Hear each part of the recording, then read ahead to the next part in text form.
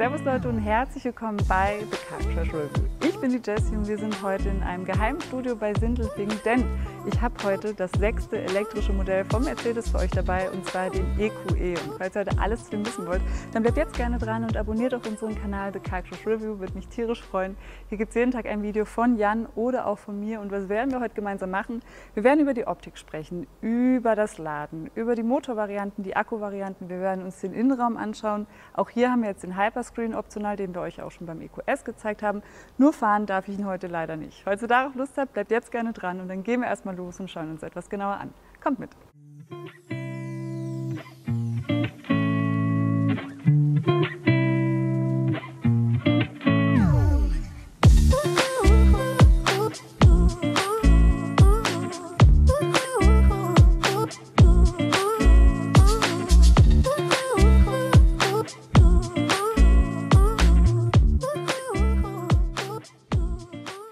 Ja, und hier vorne angekommen, vielleicht erstmal zu unserem Kooperationspartner, und zwar ist es GoLeasy. Was machen die? Das ist eine Vergleichsplattform für Leasingangebote und die vergleichen für euch unter Anbietern wie Leasingmarkt oder auch Vehiculum, und da findet ihr garantiert euren besten GoLeasy-Preis. Ist quasi ein Check24 nur für Leasingangebote. Bei Elektroautos ist es jetzt so, dass ihr von einer Dienstwagensteuer von 0,25% profitiert. Ab einem Nettolistenpreis von 65.000 € habt ihr dann eben 0,5%, zahlt also quasi noch die Hälfte, beziehungsweise bekommt eine Förderung von bis zu 10.000 €. So, jetzt sprechen wir über die Optik. Ihr bekommt insgesamt 2 Ausstattungsvarianten. Einmal die Electric Art, die haben wir jetzt hier, oder die AMG-Line, die ist noch ein bisschen sportlich ambitionierter. Und erstmal zum EQE. Es ist ja sozusagen die kleine Baby-Elektro-S-Klasse, also es ist das Pendant zur E-Klasse, nur eben in elektrisch. Und was vor allem auffällt, ist, dass wir jetzt hier sehr wenig Ecken und Kanten haben, genauso wie auch schon beim EQS. Einerseits wichtig eben für den CW-Wert und andererseits eben auch wirklich super schick. Ich war erst ein bisschen erschrocken, als ich den EQS damals auf Fotos gesehen habe. In echt sah der aber sehr gut aus und jetzt auch beim EQE ist es genauso. Und fangen wir jetzt mal hier vorne an. EQ-typisch bei Mercedes hier erstmal dieses riesengroße schwarze Panel. Hier hinter versteckt sich dann die ganze Sensorik und wir haben hier vorne dann einen sehr großen Mercedes-Stern vorne. Ihr bekommt hier auch noch eine Variante mit ganz vielen kleinen Sternchen, wenn ihr das möchtet. Die hat euch auch Jan vorgestellt. Ich mache euch da gerne ein Schnittbild drüber. Und sonst, diese von vorne er eckt nicht an. Wie gesagt, er hat sehr wenige Kanten. Es ist dieses Seamless Design, was eben gut für den CW-Wert ist. Hier unten dann auch nochmal schwarzes Element, hier relativ viel Chrom, ein bisschen Hartplastik haben wir von vorne. Aber für mich optisch ein sehr schönes Auto und das Highlight vorne ist das Digital Light. Pro Seite eben 1,3 Millionen Mikrospiegel, insgesamt 2,6 Millionen Mikrospiegel. Das macht ein unfassbar gutes Licht. Wir haben euch das ja auch schon bei der S-Klasse vorgestellt. Wir haben euch das auch schon beim EQS vorgestellt. Das ist krass. Was macht es denn beispielsweise? Es blendet den Gegenverkehr ab. Es blendet Schilder an, ihr habt eigentlich permanent ein Fernlicht und in diesem Fall kann es auf super viele Dinge projizieren. Das sind ein paar Spielereien, die Mercedes eben hat, aber es macht halt eben auch ein super gutes Licht und ist wichtig für eure Sicherheit. Wenn wir jetzt hier im Profil sind, vielleicht zu den Ausmaßen, und da wissen wir noch nicht so viel, ungefähr ist er so groß wie so ein CLS. Die genauen Maße habe ich nicht, Radstand habe ich aber in diesem Fall und der Radstand ist 3,12 Meter. Das ist 9 cm weniger als beim EQS. Ihr habt da drin aber mehr Platz als bei einer E-Klasse, beziehungsweise genauso viel Platz wie bei so einer S-Klasse. Wir schauen uns das Ganze dann auch gleich noch von innen an. Vielleicht erstmal optisch, wir haben jetzt hier so eine Chromumrandung, ihr bekommt auch noch das Night-Paket, dann ist das alles ein bisschen dunkler gestaltet. Hier vorne steht dann EQE. Und interessant ist jetzt dieser Knick, schaut euch den mal an. Wir haben nämlich hier vorne keine Motorhaube, die man öffnen kann. Vorne ist der HEPA-Filter, der ist dafür da, dass eben die Luft im Innenraum besonders gut ist. Der filtert eben wirklich alles raus. War erst gedacht eigentlich für den chinesischen Markt, gibt es aber jetzt auch bei uns in Europa. Und interessant ist jetzt, ihr bekommt jetzt als Kunde die Motorhaube nicht einfach auf. Bedeutet, wo macht man eigentlich das Wischwasser rein? Dafür haben wir jetzt hier diese Klappe. Ich klicke jetzt hier mal drauf. Da könnt ihr dann euer Wischwasser reinfüllen. Ich persönlich finde es optisch jetzt nicht so schick, dass wir da nochmal so eine Öffnung haben. Aber es hat auch einen Vorteil, es ist nämlich sehr komfortabel, da dieses Wischwasser nachzufüllen. Wenn man das eben vorne mit der Motorhaube macht, ist es ein bisschen unkomfortabler. Hier an der Seite steht dann auch nochmal EQE. Wir haben jetzt hier eben so ein schwarzes Klavierlackelement. Spiegelkappen sind in diesem Fall relativ groß. Auch keine digitalen Rückspiegel, brauche ich aber auch nicht. Bei Audi gab es das dann auch nicht mehr beim RS e-tron GT. Ich glaube, das ist eine Technologie, die sich nicht wirklich durchsetzen wird. Hier an der Seite dann eben Türöffner, die so eingelassen sind. Sehr wichtig für den CW-Wert. Ihr bekommt hier aber auch optional eben Türöffner, die dann ganz normal eben bogenförmig sind und nicht reinfahren. Schaut mal, wie mega schön das ist. Hier dann Mercedes-Benz und jetzt fahre ich nochmal drüber, dass ihr es seht. So einfach geht es dann. Der EQS ist ja Weltmeister beim CW-Wert. Auch der EQE wird einen sehr guten CW-Wert haben. Ich habe aber noch keinen genauen Wert dafür. Was aber auffällt, ist, dass wir sehr kurze Überhänge haben. Vorne sehr kurzer Überhang, hinten genauso. Und wir haben jetzt hier 19 bis 21 Zoll Felgen, die wir wählen können. Hier ein sehr schönes Felgenbett, umso mehr geschlossen, umso mehr besser eben für den CW-Wert. Ihr habt mehr Reichweite. Es wird sehr viele Felgenvarianten geben, die ihr auswählen könnt. Schaut mal, das ist hier auch wirklich geschlossen. Finde ich gut gelöst. Und hier unten dann noch eine interessante Sache. Wir haben jetzt hier die EVA2-Plattform und hier unten ist alles noch mit Plastik beplankt und hier so ein kleines Chromelement. Dadurch wirkt dieses Auto ein bisschen höher, aber es ist gar nicht so hoch, wie es wirklich wirkt. Das finde ich eigentlich ziemlich witzig. Hier in der Mitte dann auch nochmal eine relativ breite B-Säule. Wir haben jetzt hier ein Glasschiebe-Panoramadach, das zeige ich euch dann gleich noch im Innenraum. Und interessant ist jetzt auch zu wissen, dass wir jetzt hier eine Hinterachslenkung haben. 4,5 cm bzw. eben 10 cm optional, wenn ihr das dann möchtet. Und ja, so viel zur Seite, so viel zur Optik an der Seite. Jetzt würde ich euch gerne das Heck zeigen, weil das ist für mich die absolute Schokoladenseite und da erkennt man so ein EQ auch, weil es eben eine durchgezogene Leuchte gibt hier hinten und die soll so ein bisschen erinnern an so eine Glühbirne. Schaut euch das mal an, wir haben jetzt hier so eine Helix, die hier eben durchgeht. Einmal eine durchgezogene Rückleuchte eben, die ich wirklich sehr schick finde und hier hinten dann auch noch mal ein relativ kleines Fenster nach hinten. Hier dann auch noch mal so einen kleinen Abriss, der Aerodynamik geschuldet. Hier machen wir gleich den Kofferraum auf. Und hier unten ist auch wieder ein bisschen Plastik, Chromleiste und man findet natürlich keine Endrohre, aber für mich ist das Heck echt die Schokoladenseite. Schreibt mir mal in die Kommentare, wie für euch jetzt so der erste Blick erscheint, wie ihr den EQE jetzt so findet. Was wir jetzt als nächstes machen, ist jetzt hier an der Seite, bevor ich euch den Kofferraum zeige, noch über das Laden zu sprechen und vielleicht generell erstmal zu den Akkuvarianten. Es wird genau ein Akku geben, nämlich mit 90 Kilowattstunden Fassungsvermögen und der sitzt direkt eben zwischen den Achsen, gibt einen guten tiefen Schwerpunkt. Ich bin ihn noch nicht gefahren, aber beim EQS war es auf jeden Fall auch so. Der hat ja dann auch nochmal einen bisschen größeren Akku mit 108 Kilowattstunden und vermutlich könnt ihr ihn dann mit 11 kW laden, dann ist er ungefähr in 10 Stunden voll.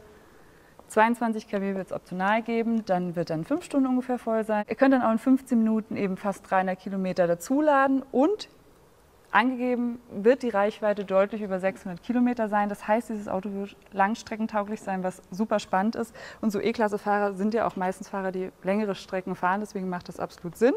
So viel dazu. Motor wissen wir noch gar nicht so viel. Der hat jetzt 215 kW, das ist umgerechnet ungefähr 290 PS. Und es gibt ihn jetzt mit Heckantrieb bzw. Allradantrieb. Unterscheidet sich dadurch, entweder wir haben nur hinten einen Elektromotor oder wir haben vorne und hinten einen Elektromotor.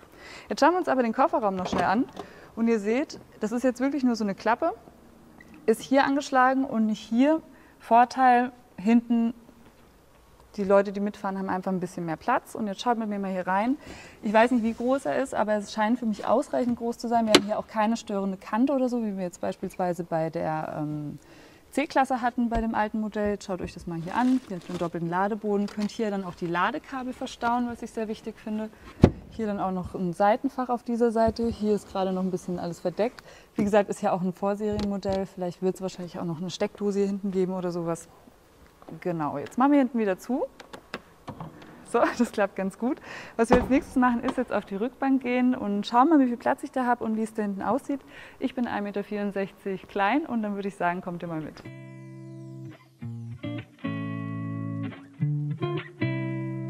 Ja, krass, oder? Ich fühle mich hier wirklich klein in diesem Innenraum. Das ist ja wirklich verrückt. Schaut euch das mal an. Nach vorne hin habe ich ja locker 3, 4 Fäuste Platz. Nach oben hin auch noch mal 2,5 und ich habe hier ein super schönes Raumgefühl. Nicht nur wegen dem hellen Leder, sondern auch wegen dem großen Panoramadach, was wir jetzt hier haben. Das ist jetzt hier teilweise durchbrochen in der Mitte. Wäre das eine durchgehende Fläche, wäre das natürlich noch besser. Könnt ihr hier auch mit einer Jalousie dann noch mal zufahren, falls ihr keine Lust auf so viel Sonne habt. Und ja, hier könnte ich mich schon dran gewöhnen, dass ich hier auf jeden Fall auch chauffiert werde. Meistens chauffiert Jan uns ja, oder mich vor allem. Hier haben wir dann auch eine Mittelarmkonsole, habt hier vorne dann auch noch so 2 Cupholder, die ihr benutzen könnt. Könnt ihr dann, wie Jan immer sagt, eure Champagnergläser reinmachen oder eben auch nur einen Kaffee. Ich weiß nicht, ich würde hier wahrscheinlich keinen Kaffee trinken. Ich hätte total schlechte Gewissen bei dem hellen Innenraum. Sonst habt ihr hier vorne dann auch nochmal eine digitale Anzeige für die Klimaautomatik. Habt ihr eine Lüftung, die ihr einstellen könnt. Ja, sieht so aus wie eine S-Klasse, oder? Schaut mit mir mal noch in die Tür. Burmester-Anlage haben wir jetzt hier. Ich mag die Armauflage, die ist interessant, weil sie so ein bisschen schwebend ist. Hier nochmal Klavierlack, Türöffner in diesem Fall dann auch nochmal relativ klein und hier ganz viel Ambientebeleuchtung. Ich zeige die euch aber auch nochmal vorne, weil die sieht wirklich mega aus. Was machen wir jetzt? Ich zeige euch den Innenraum, ich zeige euch den Hyperscreen und dann fahren wir leider nicht los, aber es gibt noch ein kleines Fazit und ich erzähle euch, was er vermutlich kosten wird. Kommt mit! Weiter geht es jetzt hier mit dem Innenraum und für mich das absolute Highlight war es damals dann auch schon beim EQS. Ich stehe auf diesen Hyperscreen, aber mit dem fangen wir jetzt erstmal nicht an, sondern mit den Sitzen. Und die sind super bequem. Wir haben jetzt hier hinten auch dieses helle Leder, genauso wie auch auf der Rückbank. Schaut mal, hier an der Seite haben wir sogar noch so eine Ambientebeleuchtung integriert, hier bei mir auch. Das ist wirklich ein krasses Raumgefühl hier drin. Alles perforiert, sieht so ein bisschen ja, futuristisch aus, auch die Sitzform. Seitenbacken, die weich sind, gut gepolstert sind, geben bestimmt guten Seitenhalt und sehr schmale Kopfstütze, finde ich auch sehr schön. Auch nicht integriert heißt, man kann sie auch verstellen, das finde ich sehr wichtig. Ich mag das nicht so, wenn die integriert sind und man dann immer im selben Punkt eben diese Kopfstütze hat. Sehr weiche Fußmatten, heißt, man kann hier auch barfuß sehr gut verbringen. Und jetzt schaut mal mit mir noch in die Tür. Da ist alles sehr, sehr hell. Wir haben da so eine Armauflage, die so ein bisschen aussieht wie so ein Skateboard. Auch die Ambientebeleuchtung geht hier einmal um die Ecke. Oben haben wir so ein blaues Leder, unten eben das helle Leder. Ihr könnt euch den Sitz da an der Seite einstellen und ihr habt auch die Burmester-Anlage dort an der Seite. Mega Innenraum, wirklich. Und jetzt schaut euch mal die Ambientebeleuchtung an. Die geht einmal von der Seite bis hier vorne einmal total durch und das ist ein absoluter Traum. Hier könnt ihr euch auch in allen möglichen Farben einstellen, das zeige ich euch gleich. Mittelkonsole ist relativ breit, trennt weit vom Beifahrer, das finde ich aber vollkommen okay, ich mag das manchmal sehr gerne. Wir haben hier unten dann noch so eine zweite Ebene, schaut mal mit so einem, nochmal mit so einem Gummi, heißt ich kann hier auch meine Handtasche hinlegen, finde ich immer sehr wichtig, weil sonst habe ich die immer zwischen den Füßen liegen. Hier habt ihr die Möglichkeit, die eben hier unten zu positionieren oder auch ein Handy oder irgendwas anderes, muss ja nicht immer die Handtasche sein. Hier oben dann, schaut mal, bevor ich das aufmache, ist so ein Holz mit so schwarzen Applikationen. Gibt es auch mit so einem Blau. Wenn man das aufmacht, habt ihr hier eine induktive Ladefläche. Die finde ich nicht so gut, weil, schaut mal, da ist so ein Gummi drin. Ich finde, der wackelt da dann relativ schnell rum. Man kommt auch nicht so gut ans Handy dran. Das ist ein kleiner Kritikpunkt. Sonst habt ihr hier 2 USB-C-Anschlüsse. Habt hier auch noch Cupholder, die könnt ihr auch noch so rausmachen. Das ist praktisch, heißt, ihr müsst es nicht immer drin haben, wenn ihr das nicht haben möchtet. Könnt es hier aber auch wieder reinmachen. Hier geht es dann wieder zu. Und wenn ich hier drauf drücke, habt ihr dann da nochmal mehr Platz, alles satiniert und auch nochmal 2 USB-C-Anschlüsse. Jetzt würde ich sagen, kommt Jan mal rein und ich zeige euch jetzt hier vorne noch das Lenkrad und da vorne dann auch noch eben das digitale Cockpit. Und vielleicht erstmal zum Hyperscreen an sich. 1,41 Meter ist der lang, heißt von A-Säule zu A-Säule, das ist echt eine Wucht. Also dieser Hyperscreen ist wirklich richtig krass. Wenn ihr den nicht wählt, der ist nämlich optional, bekommt ihr hier Screens wie in der S-Klasse. Bedeutet, hier habt ihr dann einen Screen und da vorne und der Beifahrer hat eben keinen. Ich würde aber nicht darauf verzichten wollen, weil das ist wirklich so das USP von diesem Auto. Jetzt verspreche ich mich schon vor lauter Aufregung. Und jetzt schaut mal mit mir noch das Lenkrad an. Wir haben jetzt hier ein typisches Mercedes-Lenkrad in der Mitte, der Mercedes-Stern. Das ist alles digital, heißt, ich kann hiermit das Infotainment steuern und hiermit dann auch das Cockpit und das machen wir jetzt auch gemeinsam. Heißt, wenn ich hier auf Home klicke, kann ich mir verschiedene Ansichten auswählen. Ich swipe dann so rüber und kann es dann so auswählen. Habe hier beispielsweise die Navigation, die dann groß ist, habe hier dann die Assistenzsysteme vorne im Cockpit integriert, habe alles noch zum Service beziehungsweise eben die klassische Ansicht. Hier dann die sportliche Ansicht mit G-Kraftmesser und dann hier auch nochmal eine zurückhaltendere. Die mache ich jetzt nochmal rein. Understated. Hier ist jetzt alles in Englisch, ich habe es nicht auf Deutsch eingestellt. Ich hoffe, das ist für euch okay. Das machen wir gleich auch noch zusammen. Da vorne habt ihr dann das Head-Up-Display. Das ist sehr groß, sehr gut, ist auch AR-fähig und das kann ich jetzt auch hier unten steuern. Schaut mal. Minimal, Sport, Standard, Eco-Display, Settings, Head-Up-Display an oder aus. Das ist ziemlich cool. Ich mache es hier oben auch nochmal, dass ihr seht. Genau so. Könnt es euch also einstellen, wie ihr wollt. Ich mache jetzt mal das Minimalistische rein. Wir fahren ja nicht, deswegen lohnt sich das auch nicht, das jetzt hier aufwendig einzustellen. So viel dazu. Hier haben wir auch noch Schaltpedal, die dann mitfahren. Und jetzt sprechen wir hier über das Infotainment-System. Über 17 Zoll groß, die anderen zwei sind über 12 Zoll groß. Das ist hier wirklich eigentlich ein riesengroßes Screen in 3 geteilt. Und was haben wir hier alles? Wir gehen jetzt hier mal drauf und machen vielleicht erstmal hier die Einstellungen, damit ich hier euch auch alles in Deutsch einstellen kann. Heißt, wir gehen jetzt hier bei System rein, Language und machen jetzt alles mal auf Deutsch. Because my English is not the best one. So, jetzt starten wir hier vorne Hauptscreen und die wichtigsten Sachen sind für mich vielleicht wirklich erstmal Einstellungen. Hier habt ihr die verschiedenen Assistenzsysteme, also Kollisionsvermeidung, Unterstützung habt ihr Ampelansicht, Attention Assist, ihr habt hier auch eine Kamera bzw. auch eine Dashcam interessanterweise und habt ihr beim Fahren dann auch noch verschiedene Abstandsassistent, aktiver Lenkassistent, aktiver Spurwechselassistent und ein neues Assistenzsystem, was jetzt hier dabei ist, ist ein Sekundenschlafassistent, bedeutet, der guckt die ganze Zeit meine Lieder an und schaut, dass ich nicht in den Sekundenschlaf falle, was ich sehr, sehr gut finde. Bei Fahrzeug haben wir jetzt auch ein paar Einstellungen. Einmal zum Fahren haben wir verschiedene Sound Experience, können wir uns auch einstellen. Es gibt Roaring Pulse, Vivid Flux und Silver Waves. Heißt, es ist der Ton, den man dann draußen hört beim Fahren. Wenn wir den EQE fahren dürfen, werde ich euch das alles dann live und vor Ort zeigen. Komfort könnt ihr auch noch die Komforttüren ein- und ausstellen. Ein- und Ausstiegshilfe, das Dachrollo könnt ihr auch noch öffnen und schließen. Und hier habt ihr auch nochmal das Dynamic Select, könnt ihr dann eben ja, alles nochmal für die Fahrmodi einstellen. Hier die Lichteinstellungen nochmal, Systemeinstellungen, Info. Also hier gibt es so viel zu erzählen, ich kann euch gar nicht alles zeigen. Wenn wir aber gerade über die Modi sprechen, hier könnt ihr die wählen, auch so rüber swipen, wenn ihr das wollt. Ich mache es mal hier vorne. Ihr habt Eco, nochmal draufklicken, Eco, Komfort, Sport und Individual. Habt ihr das gerade gehört? Da gibt es auch noch einen Ton dazu. Und was kann man bei Individual alles einstellen? Das habt ihr ja gerade schon gesehen. Antrieb, Fahrwerk, Lenkung, ESB und Sound. Hier kommt dann eben wieder zu dieser Ansicht. Was mein absolutes Highlight ist, ich habe es ja schon erzählt, ist das Ambiente-Licht. Das schauen wir uns auch noch kurz an. Könnt ihr hier in diversen Farben einstellen. Ich stehe ja auf so einem Pink. Ihr könnt es aber auch in Car Crash Orange beispielsweise machen. An dieser Stelle abonniert gerne unseren Kanal, würde mich tierisch freuen. Und hier könnt ihr es auch mehrfarbig einstellen. Auf die hier stehe ich total gern. Jan findet die zu Barbie-mäßig. Wenn ich jetzt hier wieder draufklicke, was können wir uns noch anschauen? Die EQ-Anzeigen. Hier einmal die Batteriefüllung. Könnt ihr hier eben auch nochmal genau anschauen. Hier habt ihr dann die aktuelle Reichweite. Seht hier auch die Verbraucher, heißt die Klimatisierung, wenn ihr die einschränkt, könnt ihr nochmal 26 Kilometer einsparen. Sitzkomfort beispielsweise, wenn wir jetzt die Massagesitze angemacht haben, können wir hier auch was einsparen und so weiter und so fort. Habt hier auch noch die Information über den Verbrauch innerhalb eben der letzten Zeiten, die ihr einstellen wollt. Und was interessant ist, hier gibt es auch ein intelligentes Navi. Ich suche das mal schnell raus. Heißt, wenn ich jetzt hier eingebe, ich möchte zu uns nach Offenburg fahren, rechnet es mir jetzt auch direkt die Ladestation raus. Integriert die Ladestation eben in die Navigation und wenn ich jetzt schneller fahren sollte, fügt es eben auch andere Ladestationen hinzu, sodass ich auf jeden Fall sicher am Ziel ankomme. Es macht es dem User einfacher und das finde ich auch sehr, sehr gut. Telefon, Apple CarPlay, Android Auto funktioniert. Wir haben jetzt hier Medien nochmal, habe ich euch gezeigt. Wir haben verschiedene Apps. Klicke ich vielleicht auch nochmal drauf. Könnt euch hier das Wetter anzeigen lassen. Hier habt ihr auch noch Mercedes Me mit drauf. Hier habt ihr noch eine kleine Infoanzeige, heißt, hier habt ihr die Energieflussanzeige, hier habt ihr auch noch alles zum Fahrzeug, heißt, von wo die Kräfte kommen. Ist auch eine interessante Anzeige. Und dann zeige ich euch jetzt noch die Rückfahrkamera. Hier klicke ich drauf und da seht ihr sie jetzt. Hier haben wir einmal eine 360-Grad-Kamera, die kann ich jetzt hier auch noch so herumziehen, kann mir aber auch nur von der Seite alles anschauen, damit ich die Felgen nicht kaputt mache. Habe jetzt auch noch hier vorne und hinten eben die Möglichkeit rauszuschauen, was schon ziemlich gut ist und habe hier auch noch eine GPS-Position, die ich speichern kann. Und eine letzte Sache, die ich euch noch nicht gezeigt habe, ist das Glasschiebe-Panoramadach.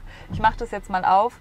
Man hat hier dann so ein bisschen noch so ein Cabrio-Gefühl, wenn man das da möchte, kann das Ganze aber dann auch eben mit den Rollos wieder zuziehen. Heißt, ich muss jetzt hier runter, hier rüberziehen und dann funktioniert das dann auch noch.